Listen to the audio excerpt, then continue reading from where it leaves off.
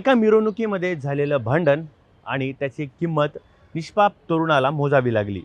ज्या वादाशी काही संबंध नसते वेळेस देखील तरुणाला मोठ्या प्रमाणात मारहाण झालेली आहे आणि त्यामध्येच त्याचा मृत्यू देखील झालेला आहे.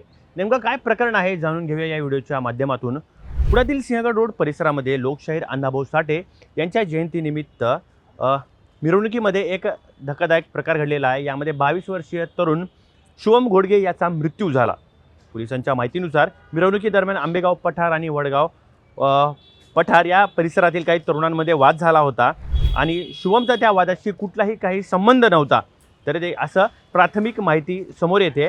मिरवणुकी संपल्यानंतर शुभम हा आपल्या मेहुण्यासोबत घरी जात होता आणि त्यावेळेसच वृंदावन नर्सरीच्या जवळ त्याला काही तरुणांनी अडवलं आणि हा पठारावरचा आहे आणि याला मारा असं म्हणत संपूर्ण तरुणांनी त्याच्या लाथाबुक्क्यांनी मारहाण केली आणि या मारहाणीनंतर शुभमला त्रास जाणवला आणि त्याच्या मेहुण्याने त्याला तात्काळ हॉस्पिटल गाठलं आणि हॉस्पिटल गाठल्याच्या नंतर मात्र त्याच्यावर उपचार सुरू होते. मात्र काही वेळामध्येच त्याचा त्या ठिकाणी मृत्यू झाला. या मृत्यू झाल्याच्या नंतर हा तरुण सामान्य कुटुंबातला होता आणि अशा पद्धतीने त्याचा मृत्यू झाल्यामुळे संपूर्ण परिसरामध्ये हळहळ व्यक्त करण्यात आली. या प्रकरणी पर्वती पोलिसांनी तातडीने कारवाई करत 5 आरोपींना अटक देखील करण्यात आली असून हे अल्पवयीन मुलांना ताब्यात देखील घेतलेला आहे.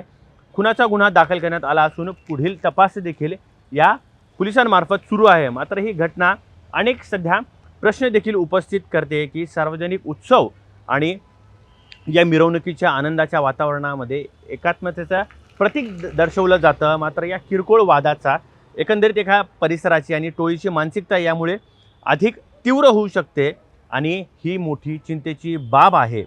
या प्रकरणी आता पोलिसांनी 5 जणांवरती गुन्हा देखील दाखल करण्यात आलेला आहे. आरोपी देखील अल्पवयीन आहेत. मात्र एकंदरीत यामध्ये जे आता दोषी आहेत त्यांच्यावर कठोर कारवाईची मागणी या शुभमच्या परिवाराने देखील केलेली आहे.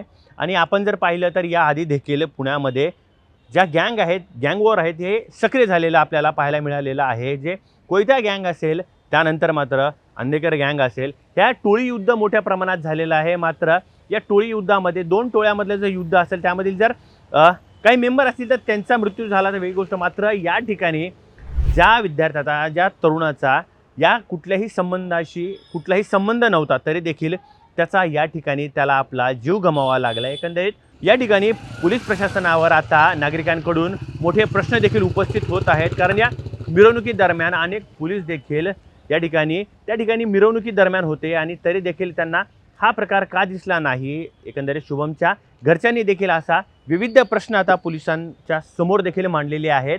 मात्र आता या प्रकरणाला पोलीस कशा प्रकारे हाताळतात हे देखील पाहणं आता औचित्याचं ठरणार आहे. व्हिडिओ जर्नलिस्ट पूजा सोबत अमित मुंडे, पुणे.